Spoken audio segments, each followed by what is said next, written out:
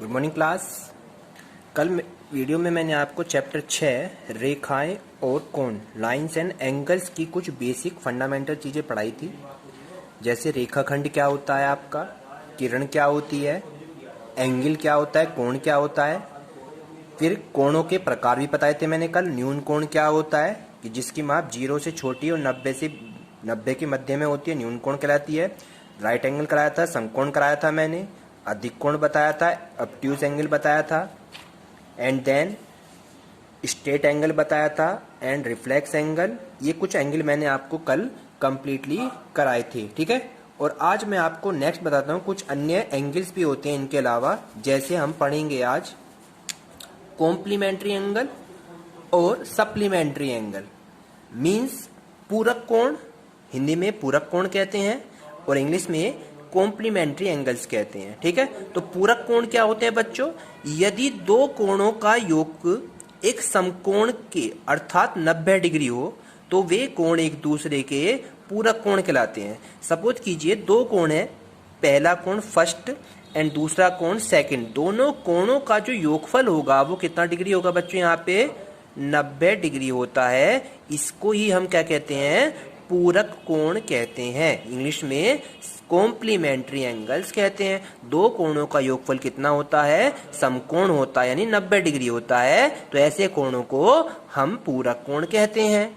Next आता है supplementary angle, यानी कि समपूरक कोण क्या होता है? अब समपूरक कोण में यहाँ पर तो दो कोणों का योगफल 90 डिग्री था, यहाँ पर दो कोणों का योग 180 डिग्री होता है, तो वे कोण एक दूसरे के समपूरक कोण कहलाते हैं, जिसे हम कहते हैं सप्लीमेंट्री एंगल कहते हैं। यानी कि इसमें दो एंगलों का जो योगफल होगा वो कितना होगा बच्चों? यहाँ पे 180 डिग्री होगा। कितना होगा?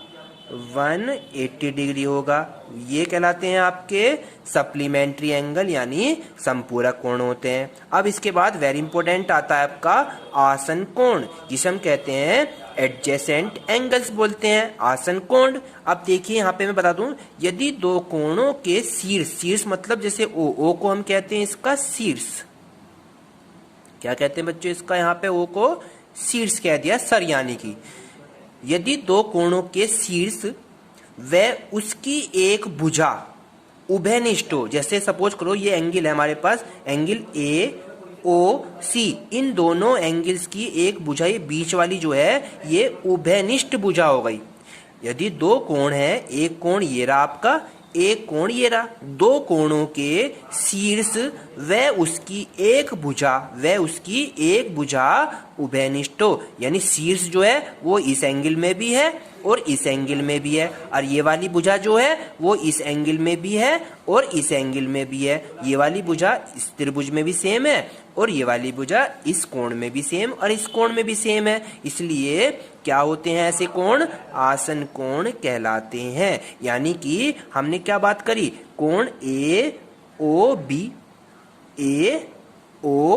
बी तथा कोण बी सी ओ बी, यानी ये वाला एंगल और ये वाला एंगल जो होगा क्या होंगे? ये आसन कोण कहलाते हैं। और दो आसन कोण जो होता है, जैसे इस आसन कोण का मान ए ओ बी का योगफल प्लस बी ओ सी का जो होगा योगफल, वो टोटल योगफल क्या होगा? ए ओ सी का, यानी एक ये वाला एंगल एक ये वाला एंगल मिलकर बन जाता है पूरा एंगल ए ओ सी। तो हम क्या बताया मैंने?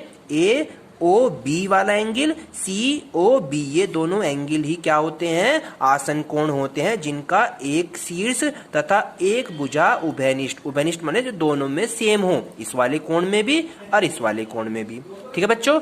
अब नेक्स्ट चलते हैं, नेक्स्ट पढ़ेंगे इसमें हम कोणों का एक रेखिक युग्म। चैप्टर 6 चल रहा है ये लाइंस एंड एंगल। तो कोणों का एक रेखिक युग्म का मतलब है कि हमारे पास एंगल है और उसके दो युग्म कहते हैं पेयर, यानी पेयर मतलब जोड़ा। दो आसन कोण जिनका योग 180 डिग्री होता है एक रेखिक युग्म के कोण कहलाते हैं। मीन सपोज कीजिए ये लाइन होगी आपकी 180 डिग्री का कोण होता है, इसको बाइसेक्ट कर रही है ये लाइन ओसी, तो यानी कि इस कंडीशन पे क्या होगी? जो हमारी ए ओ सी का योगफल प्लस बी ओ सी का योगफल जो होगा वो कितने डिग्री होगा बच्चों? 180 डिग्री होता है। ए ओ सी यानी ये वाला एंगल प्लस बी ओ सी ये वाला एंगल, दोनों को मिला देते हैं तो ये पूरी लाइन कितने डिग्री बन जाती है, 180 डिग्री का एंगल बन जाता है। ऐसे कोण होते हैं, कोणों का एक रेखिक युग्म कहलाता है। नेक्स्ट आता है आपका शीर्षाभिमुख कोण, इसे कहते हैं हम vertically opposite angle. Vertically opposite से मीन्स क्या हुआ, एक लाइन हमने ए बी, एक लाइन सी डी, एक दूसरे को कहां पर काट रहे हैं, बिंदु ओ पर प्रतिच्छेद का मतलब काट रही हैं। एक लाइन ये क्रॉस हो गई, एक लाइन ये क्रॉस हो गई, इस लाइन का नाम ए बी, इस लाइन का नाम सी डी। तो ए बी और सी डी एक दूसरे को कहां पर काट रही हैं, बिंदु ओ पर प्रतिच्छेद कर रही हैं। तो उस कंडीशन पे शीर्षाभिमुख कोण क्या कहता है, यदि दो सरल रेखाएं ए बी व सी डी एक दूसरे को बिंदु ओ पर काटती हैं, यदि ए बी और सी डी एक दूसरे को कहां पर काट रही हैं, बिंदु ओ पर काट रही हैं, तो उस कंडीशन पे कोण ए ओ डी वाला एंगल यानी ये वाला एंगल जो है किसके बराबर होता है, angle of B O C के। ये वाला एंगल इस एंगल के बराबर होगा, ये वाला एंगल इस एंगल के बराबर होगा, इसलिए इसे हम क्या कहते हैं, शीर्षाभिमुख कोण, यानी दोनों के सर इस सर के बराबर, इसका सर इसके बराबर, यानी कि वर्टिकली अपोजिट, ये इसके बराबर, ये इसके बराबर। तो ऐसे कोणों को शीर्षाभिमुख कोण कहते हैं, यानी angle of A O D बराबर होगा angle of B O C के। तो वही लिखा मैंने, angle of A O D, A O D बराबर होगा किसके, बी ओ सी, यानी ये वाला इसके बराबर और ये वाला इसके, यानी ए ओ सी, ए ओ सी बराबर है किसके, यहाँ पे बी ओ डी के, इसके बराबर। तो इन्हें कहते हैं शीर्षाभिमुख कोण, वर्टिकली अपोजिट एंगल कहते हैं। नेक्स्ट आता है कोण का समद्विभाजक। सम माने समान, द्वि माने दो, भाजक माने भागों में, समान दो भागों में विभाजित करना ही क्या होता है। देखिए एक किरण, सपोज कीजिए ए ओ बी, एक कोण बना हुआ है ए ओ बी और ये लाइन हो गई ओ सी।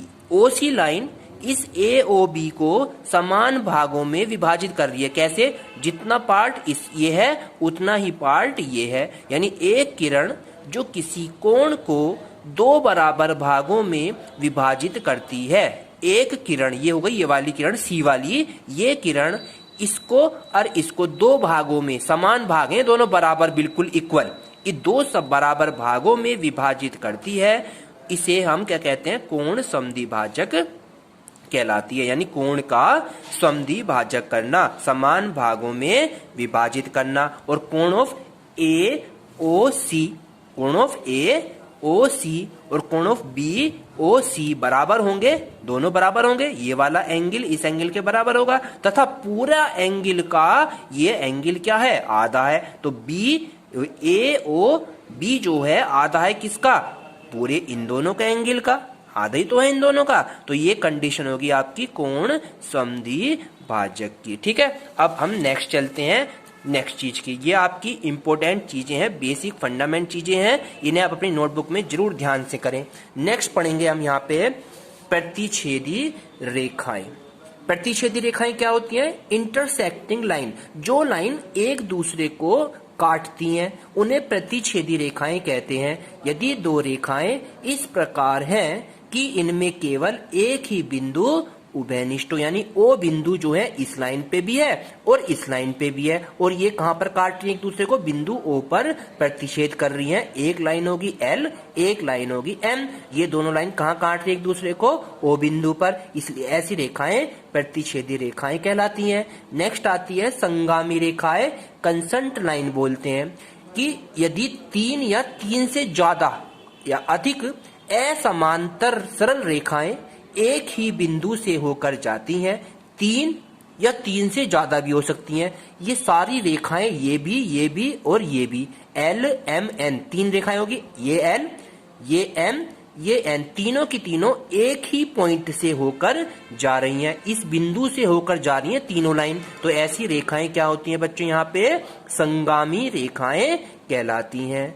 नेक्स्ट आता है समांतर रेखाएं, इंग्लिश में कहते हैं पैरेलल लाइंस। पैरेलल लाइंस वे होती हैं कि कोई भी दो लाइन है और इन्हें आपस में खींचें तो ये कहीं भी आपस में ना मिलें, कहीं तक भी इन्हें बढ़ाएं। ये एक लाइन ये हो गई, एक लाइन ये हो गई, इनके बीच की डिस्टेंस बिल्कुल बराबर होती है और इन्हें कहीं तक भी आप खींच लीजिए, ये कहीं भी एक दूसरे को प्रतिच्छेद ना करें, तो ऐसी रेखाएं समांतर रेखाएं कहलाती हैं। चित्र में L और M क्या है? समांतर रेखाएं, यानी इन्हें हम कहीं तक भी खींचें तो ये कहीं भी टच नहीं करेंगे एक दूसरे को, ऐसी रेखाएं समांतर रेखाएं कहलाती हैं। चाहे आपकी एक लाइन ये रही, एक लाइन इतनी बड़ी हो गई, एक छोटी एक बड़ी, लेकिन फिर भी ये समांतर रेखाएं हैं, क्योंकि ये अगर हम इन्हें मिलाए कहीं तक भी खींचेंगे तो ये कहीं भी एक दूसरे को टच नहीं करेंगी। तो ऐसी रेखाएं बच्चों क्या होती हैं? समांतर रेखाएं